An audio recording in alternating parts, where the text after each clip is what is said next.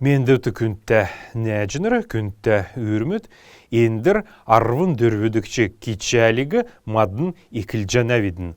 Уртка кичальды мадын дала юму сурлавидин, ода орсар кельнев. Добрый день, дорогие друзья!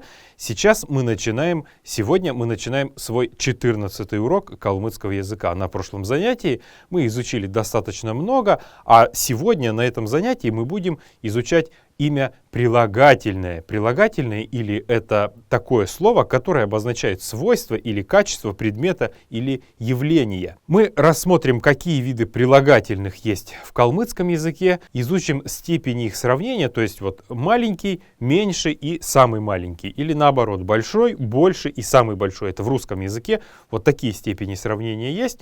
Мы изучим, какие степени сравнения есть в нашем родном языке, а также вернемся к изучению деепричастий и на этом занятии изучим предварительное деепричастие и продолжительное деепричастие, а также отдельно еще рассмотрим лично-притяжательную частицу, которая имеет значение «мой».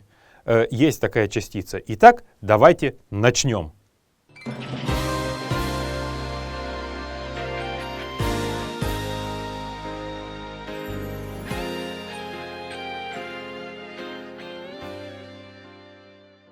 Күндте неджинера в калмыцком языке прилагательные обозначаются в старых грамматиках, еще дореволюционных, словом чиныр-юг, что значит слово, а юг это слово, а чиныр это качество или свойство, то есть слово, обозначающее качество или свойство. Чиныр-юг так называлось прилагательное. Сегодня оно называется чиныр-лыкче. Но это запоминать не стоит, ведь мы не изучаем грамматику калмыцкого языка, а стараемся научиться говорить на нашем родном языке.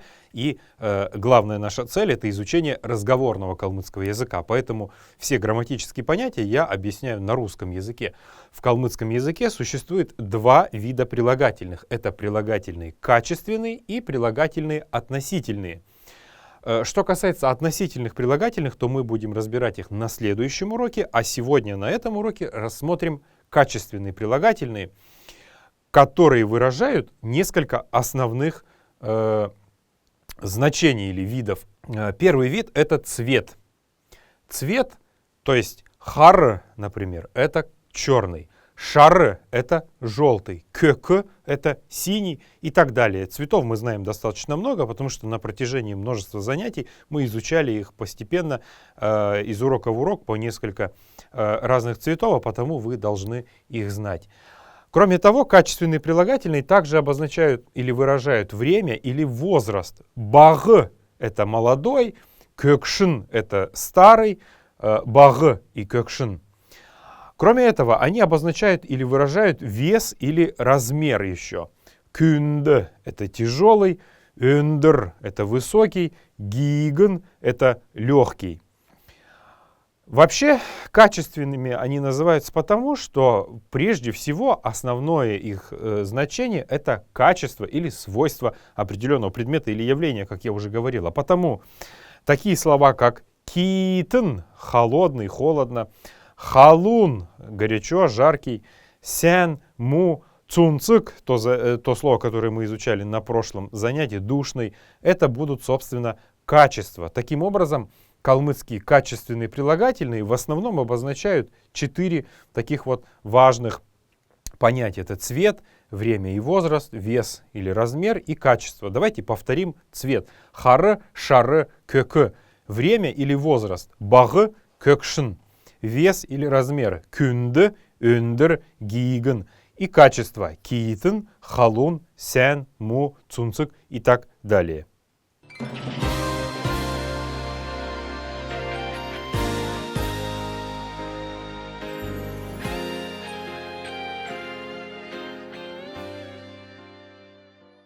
У любого калмыцкого прилагательного есть две степени сравнения. Это сравнительная степень, то есть больше, меньше, выше, и превосходная степень, наивысший, наибольший. В русском языке это будет звучать так. Ну, естественно, помимо исходной формы, с которой сравнивается, собственно, начинаются все эти сравнения. Так вот, сравнительная степень калмыцкого прилагательного образуется посредством следующей конструкции. Это, собственно, слово, с которым идет сравнение. Исходный падеж, который мы помним, это ас или эс, в зависимости от того, какое это слово. Иры экшикте югд ас, и мы экшикте югд эс. Плюс, собственно, само прилагательное. Давайте рассмотрим примеры, сразу записывая, как это будет строиться. Евген, как мы помним, это пожилой мужчина. Евгенес kökшн здесь. Евгенес kökшн старее или старше старика будет вот так вот образовываться. Или вот, например, гер, да, слово. Герес under, выше дома будет. Вот так переводиться это. И, например, другой пример. Kösnes kungen. То есть, значит, легче пены. Вот так образуется сравнительная степень. То есть, ну, например, бакшас ухата умнее, чем учитель. Или, например, хулдачас там тюрген быстрее продавца. Вот так это будет звучать на калмыцком языке. То есть это слово, собственно, с которым сравнивается исходный падеж асы или эсы. Здесь нужно отметить неясные гласные. И здесь точно так же слово, исходный падеж и прилагательный. То есть дословно, если мы будем переводить эти фразы, то они будут значить старее, чем старик. Или вот старше, чем старик. Или старше от старика. Вот так вот. Или выше, чем дом. Выше от дома. То есть и kösen это пена, например, kungen это легкий. Kösnesi kungen это значит легче, чем пена. Или легче, легкий даже больше, чем, собственно, пена. Превосходная степень прилагательного образуется тоже посредством такой конструкции. Есть множество разных слов, но основное, которое используется в современном разговорном калмыцком языке, происходит от слова хамык. Хамык это значит все. Хамгин значит из всех. Здесь слово хамык стоит, как мы понимаем, в родительном падеже. То есть хамгин из всех будет так переводиться. Это хамык это все, а хамгин это значит из всех. Давайте рассмотрим примеры. Хамгин ündr. Высокий из всех, как бы дословно надо переводить это. Но если мы будем это произносить, переводить на русский язык по смыслу, то это будет наивысший переводиться. Хамгин ündr это значит наивысший. Слово хамгин и сян, например. То есть хамык это все хорошие, а хамгин это значит из всех хороших, сян это значит лучший или наилучший из всех. Таким вот образом образовываются две формы, сравнительная и превосходная форма прилагательного в калмыцком языке. Если вам что-то было непонятно из этой темы, то вы можете писать об этом в комментариях к настоящему видео.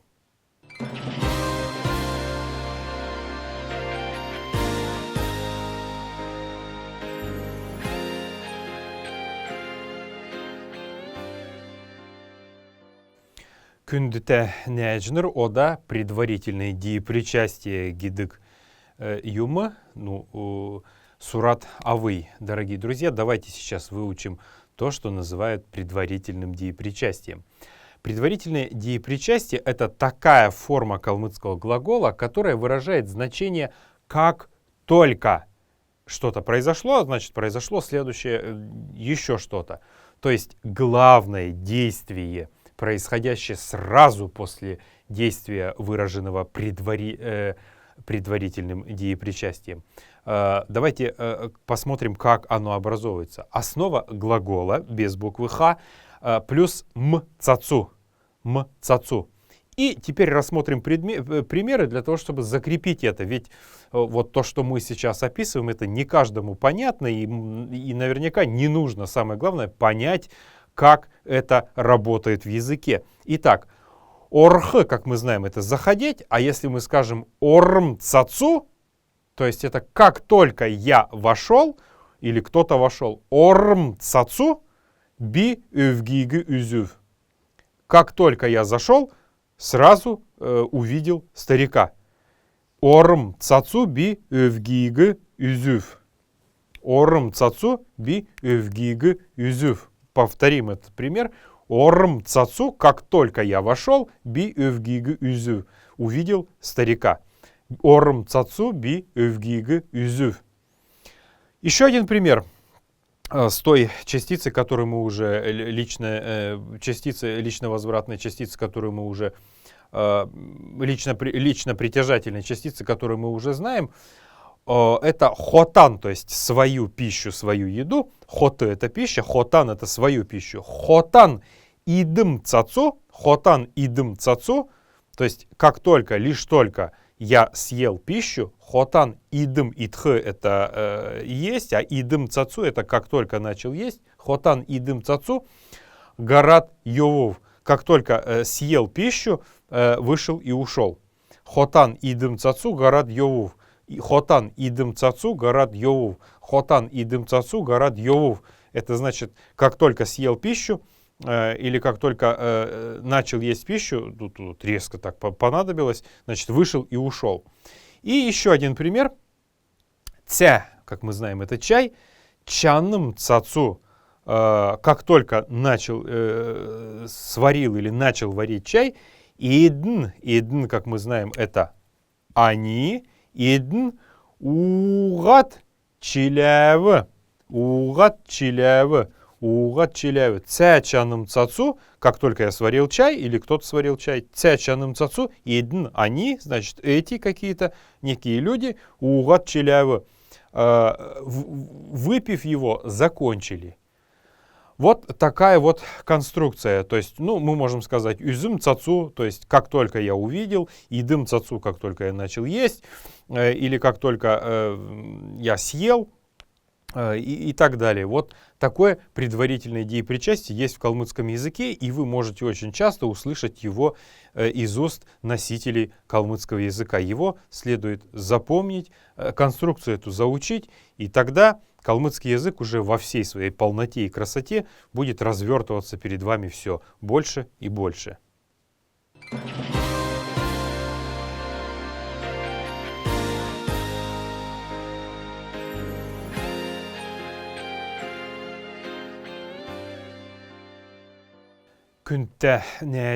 Сейчас мы изучим продолжительное деепричастие.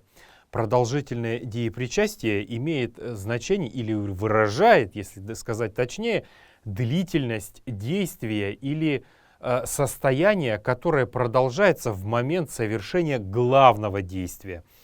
Ну, на русский язык это переводится как или по. Я сейчас объясню, как это происходит. А образуется оно посредством присоединения к основе глагола вот таких вот суффиксов. Сар или сер. Ir ekşikte ügdü сар, и мы ekşikte ügdü сер. Рассмотрим примеры, чтобы понять, как же это работает в живой речи. Мини — это значит мой. Медсер, медх — это знать. Мини медсер, как это знаю я, как, по-моему, это мини медсер, то есть как это знаю я. Ины бакши, давайте будем отмечать. Ины бакши сен. Мини медсер, как я знаю это, как по-моему, или вообще просто по-моему. Мини медсер ины бакши сен. Как я знаю, этот учитель хорош.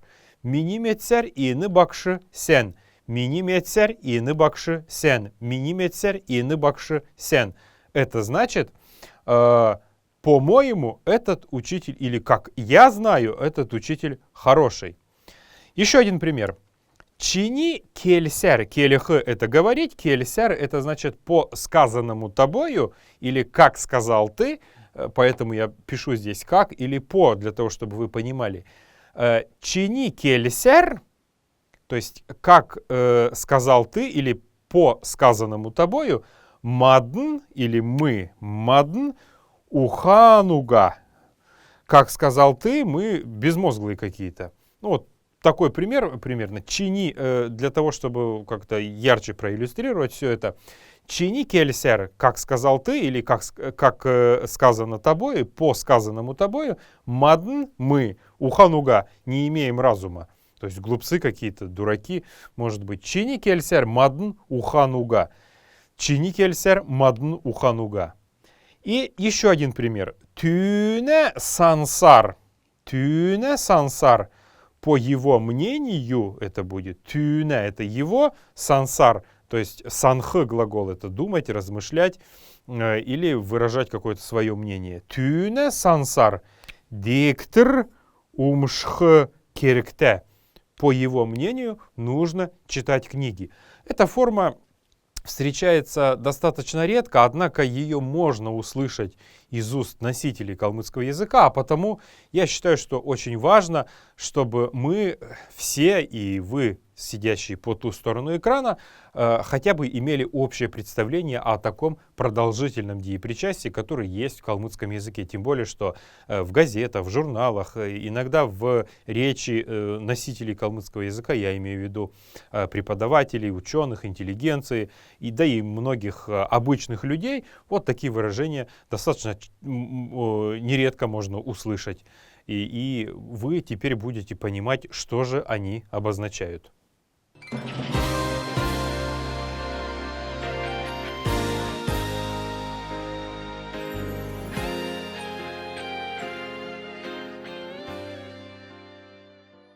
Ода Күнтенеджнер. Сейчас, дорогие друзья, изучим лично притяжательную частицу, которая имеет значение «мой». Она образуется посредством присоединения к слову. Если слова оканчиваются на букву «н», то эта буква «н» исчезает. Вот такого вот суффикса «м». Просто «м» и все. Давайте рассмотрим примеры. Кövün — это мальчик, а вот так как это слово оканчивается на букву «н», а буква «н» у нас нестабильная, поэтому она исчезает, получается «кövüm» — мой сын, «сургулян» — сургуль — это учеба, «сургулян» — это значит свою учебу, «сен сурна». Kövün, kövüm, kövüm surgulen sen surna. Kövün surgulen sen surna. Kövüm surgulen sen surna. Мой сын хорошо учится или хорошо учит свою учебу. Вот так вот дословно это переводится. Kövüm surgulen sen surna.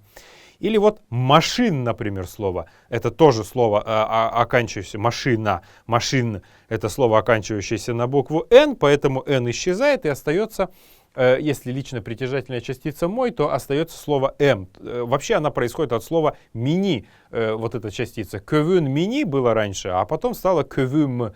«Машин мини» было, а потом стало «машим». «Машим», «хурдын», «хурдын». Йовна. Машим хурдн йовна. Машин хурдн йовна. Машин хурдн йовна значит моя машина едет быстро. Итак, это два простых примера личной притяжательной частицы «мой», которая образуется посредством присоединения к слову или к основе слова без буквы «н». В том случае, если слова оканчиваются на букву «н», «н» исчезает. Вот такого вот суффикса или окончания «м». «Kövüm» — «машим», «мой сын», «моя машина».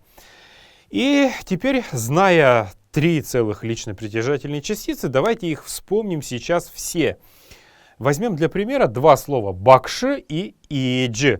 И рассмотрим, как же они работают в живой речи. Бакшим дала кельне. Бакшим дала кельне. Бакшим дала кельне. Это будет значить «мой учитель много говорит». Теперь это была личная притяжательная частица «мой». Теперь давайте рассмотрим лично притяжательную частицу «твой». Чи — это значит «ты». Бакшдан — своему учителю, твоему учителю. Келе. Чи бакшдан келе. Чи бакшдан келе. Чи бакшдан келе. Скажи своему учителю. Чи бакшдан келе. Скажи своему учителю. Ты скажи своему учителю. Вот так это будет звучать. И теперь со значением твой. Бакшчин. Бакшчин. Үгü келджене. Учитель твой говорит слово, или твой учитель говорит слово. Бакшчин үгü келджене. Это было ир икшикте үгü, слово бакши, А теперь рассмотрим им, икшиктеюгд, как же будет формироваться предложение с вот этими лично-притяжательными частицами. Итак, иджи — это мама или бабушка. В данном случае давайте возьмем бабушку. Иджим газасуна. Иджим газасуна. Иджим газасуна. Моя бабушка сидит на улице. Иджим газасуна. Моя бабушка сидит на улице. Или такое вот обращение, к примеру, вы пришли к кому-то в гости, и, точнее, к бабушке кого-то пришли в гости, там внук ее играет на улице, и вы говорите ему: «Иджен, свою бабушку, дудат». Дудх, мы помним, это значит звать или называть. «Иджен дудат ав». «Иджен дудат ав». А ну-ка, позови свою бабушку. Вот эта вот частица «н» будет обозначать, иметь значение «свою». И теперь твою скажем. Иджчин. Идж — это бабушка у нас. Иджчин — это твоя бабушка. Диктор. Диктор. Умшчана. Умшчана. Умшчана. Иджчин диктор умшчана. Иджчин диктор умшчана. Иджчин диктор умшчана. Это будет значить: твоя бабушка читает книгу. Ну, например, вы пришли и спрашиваете: а где Еджимальд? Где моя бабушка? А вам мама, например, отвечает: «Иджчин диктор умшчана». Бабушка твоя читает книгу. Вот так вот образуются разные предложения с лично-притяжательными частицами. В данном случае «мой», в этом случае, когда она на «н», на «м» заканчивается, «бакшдан» — это значит «своему», это «свой» имеет значение, а «чин» — это значит «твой». То же самое здесь происходит. Иджим — это будет моя бабушка, иджен — это значит свою бабушку, а иджчин — это значит твоя бабушка. Вот такое имеют значение лично-притяжательные, основные лично-притяжательные частицы калмыцкого языка.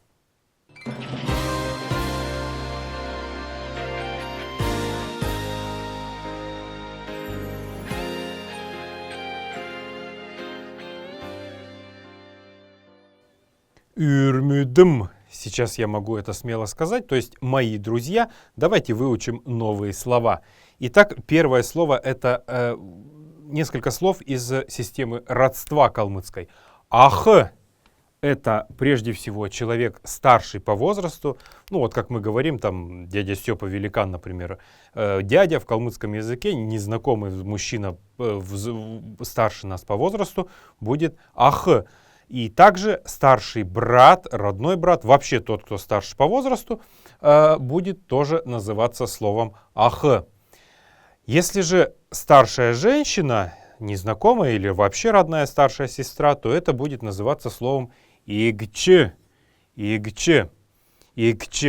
Ах, ах, ах. Игч, игч, игч. Если же человек незнакомый или родной, но младший по возрасту относительно нас, то мы можем на него сказать дю, дю, дю. Повторим это слово. Прежде мы изучали ав, папа, и идж, мама. Теперь же изучим, как же будет на нашем родном языке отец и мать. Именно отец и мать в значении не таком, не близком, не теплом, не родном, а вообще просто отстраненном. Отец и мать.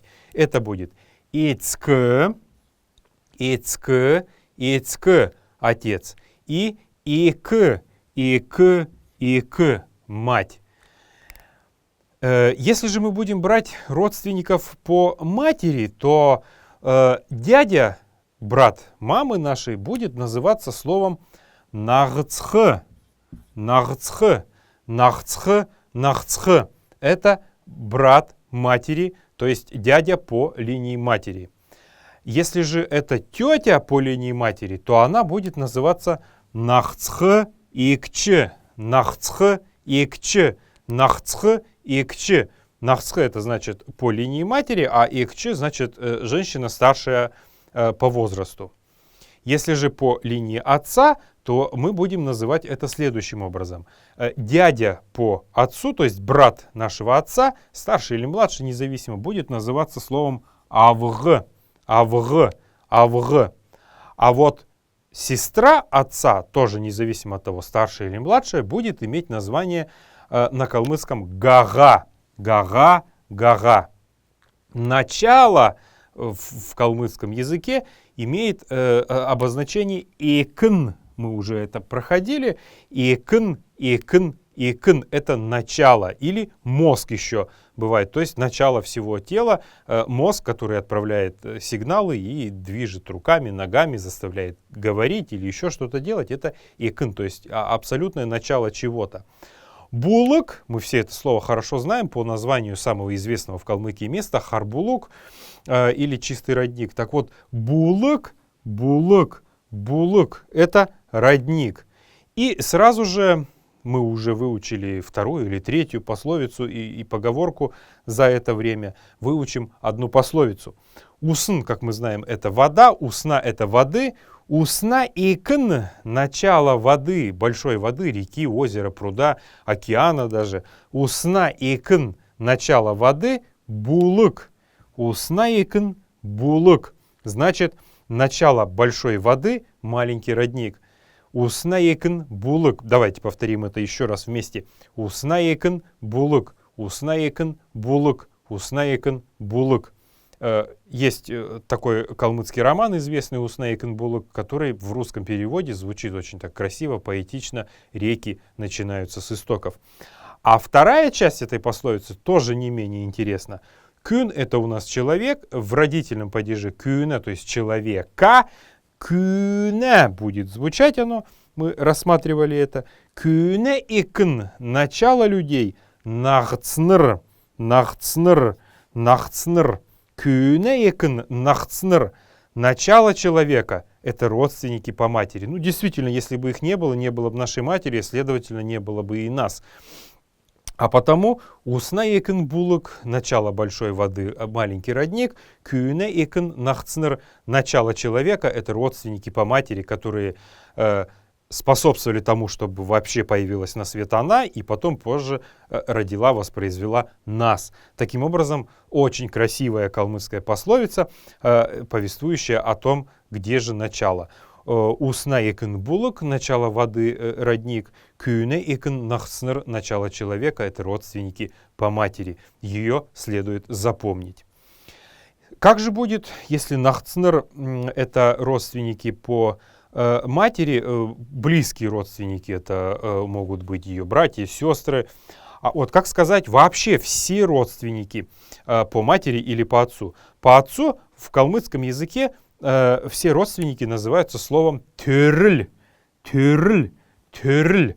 Тюрль — это родственники, имеющие общее происхождение от слова тюрх — рождаться. Тюрль — это те, кто родился в одном, скажем так, условно, клане. Потому тюрль — это родственники по отцу. Л, как мы знаем, должна быть мягкой, потому что здесь им, икшик, стоит. Тюрль будет произноситься. А вот родственники по матери, все, и там и двоюродные, и троюродные, тетки, и дядьки, и все остальные, будут называться тюркн, тюркн. Тюркн — это родственники по материнской линии, абсолютно все, без различий. Родственники, если близкие родственники по отцу называются тюрль, то чуть более дальние родственники называются словом элигн. Элигн здесь тоже из-за того, что это имы экшиктаюг, мы будем л произносить мягко. Элигн — это родственники, ну, вообще, в общем, все родственники, ну и в частности родственники по отцу, потому что слово «эльган» связано со словом «элькн» — печень. То есть те, кто объединен единой печенью, в которой, как считали наши предки много столетий назад, сохранялась вот эта вот родовая энергия и душа. Следующее слово вообще полностью характеризует всех родственников, независимо это мужчины, женщины, по женской линии, по мужской линии родственники. Они называются по-калмыцки словом «садын». Садын, садын. Садын — это вообще все родственники. Эльгысх, следующее слово. Эльгысх — это значит родниться или поддерживать родственные связи. От слова эльгын. То есть те, кто связан общей общим происхождением из одного рода, мужского в частности. Эльгысхы это значит родниться или поддерживать родственные связи. Ну, бывает так, что родственники часто между собой ругаются. Слово «ругаются» на калмыцком языке звучит как «керильдхы», «керильдхы», «керильдхы». Кирильтхы. Кирильтхы, Л тоже будет мягко здесь. Кирильтхы это значит ругаться. Есть еще одно слово, очень важное и нужное для нас. Оно, я считаю, может относиться, а может не относиться к каким-то родственным взаимоотношениям. Это слово мекелихы. Мекелихы. Мекелихы. Это значит обманывать или обводить вокруг пальца. Ну, это не только родственники, это может быть и на рынке, на базаре, и на работе, еще где-то. Это слово следует знать, независимо от того, насколько у нас родственные отношения здесь разбираются или не разбираются. Мейхлихэ значит обманывать или обводить вокруг пальца. А вот обманывать в значении говорить ложь будет звучать на калмыцком языке как худл келихэ. Худл келихэ. Худл келихэ значит говорить ложь, обманывать словами именно. Худл это у нас ложь, а келихэ это говорить. То есть говорить ложь, обманывать словами, собственно. Еще очень важное слово для нас это слово менять, то есть обменивать что-то. Например, обменивать рубли на какую-то другую валюту или обратно. Так вот это слово звучит на калмыцком языке как солихэ. Солихэ. Солихэ. Солихэ — это меняться или обмениваться. И еще одно слово, так как на прошлом занятии мы выучили понятие голова, это слово өвдхэ. Өвдхэ. Өвдхэ. Өвдхэ значит болеть. Толгам өвчана, у меня болит, или моя голова болит. Толгам өвчана. Келим өвчана, болит язык. Шүдым өвчана, болит зуб. Чикым өвчана, это значит болит ухо и так далее. Вот такие слова мы сегодня разобрали на нашем уроке. Я надеюсь, что все их выучат. Если будут какие-то вопросы возникать, вы можете смело писать их в комментариях.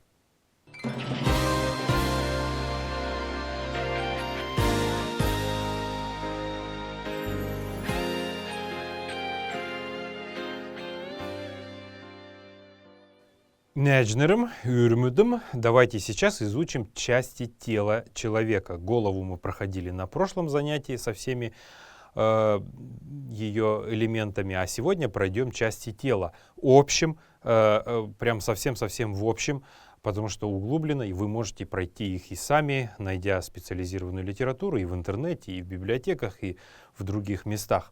Итак, кюзюн, кюзюн, кюзюн, кюзюн. Кюзюн — это шея. Кюзюн — это шея. Им — это плечи или плечо. Им — это плечо. Нургын — это спина. Гар — это рука. Многие сейчас говорят гарре, но гарре — это выходи, а гар — это рука. Нужно правильно называть, ведь мы не говорим там столе, стуле, это смешно звучит, а в нашем калмыцком языке гарре — это выходи, а гар — это рука. Не следует путать эти слова, и поэтому гарре, когда мы будем говорить, это значит выйди, выходи, а гар — это рука. Гар — это рука. Алихн, алихн, алихн — это ладонь. Алихн — это ладонь. Хургн, хургн, хургн — это пальцы. Независимо от того, на одной руке, на двух руках, на ногах, все они называются словом хургн. Тоха, тоха, тоха — это локоть. Тоха надо говорить. Тоха, у нас есть в Яшкутском районе такой род тохан-кесык. Очень интересное название этого рода. Так вот, тоха значит локоть. Кёль, кёль, кёль — это нога. Сейчас тоже очень распространенная ошибка говорить кёле нога. Это тоже неправильно. И в тодобичик, и в старомонгольском, и в монгольском современном, и во всех родственных нам языках говорят кёль. И только у нас, у калмыков, в связи с отменой нашей традиционной письменности и частичной амнезии по части родного языка, получилось так, что вот неправильно, неверно стали произносить это слово. орфоэпическая норма или норма произношения этого слова именно кölь. Кölь, кölь — это нога или ноги. Övdük, övdük, övdük. Övдük — это колено. Övдük — это колено. Есть, когда на глазу появляется ячмень, он называется по-калмыцки вот такое, знаете, воспаление в слизистой глаза. Вот он тоже называется övdük по-калмыцки, видимо, от слова övdük — болеть. Ну вот есть специальное заклинание, когда люди, вот, ну, условно, если у меня в правом глазу возник ячмень, то я должен прикоснуться им к левому колену, сидя на земле, на полу, без разницы, и сказать «Övdük, övdük, övdügen avı», колено, колено, забери, ну вот, ячмень мой. И 3 процедуры говорят, что любой ячмень проходит. Вот такой есть калмыцкий интересный заговор. Если вы запомните это и будете использовать его, вы таким образом внесете незначительный вклад в развитие нашей национальной культуры и в сохранение ее в современной жизни. Гесн, гесн, гесн, гесн — это живот. Гесн — это живот. Кисн, кисн, кисн — это пуп. Пуп, который, собственно, присоединял нас когда-то к нашим мамам, а сейчас это, собственно, вот пуп, отверстие такое вот завязанное на животе у нас.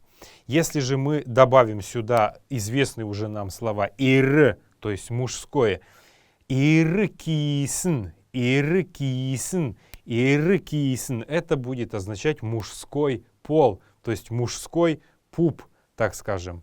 И женский пол будет обозначаться словом «им-кисн», «им-кисн», «им-кисн». Это женский будет пол. Ну, следует сказать о пояснице. Если мы будем спрашивать, как же называется поясница на калмыцком языке, то она называется «белькюсн», «белькюсн», «белькюсн». Это поясница. «Белькюсм övчана» — у меня болит поясница. «Гесм övчана» — у меня болит живот. «Тохам övчана», «тохачын övчана» — вы помните эти фразы все, эти частицы все. Вот так можно объяснить, что у вас болит врачу эмчд или бакшд, я имею в виду не только учителя, но и наставника, например, в хуруле, он тоже называется бакши.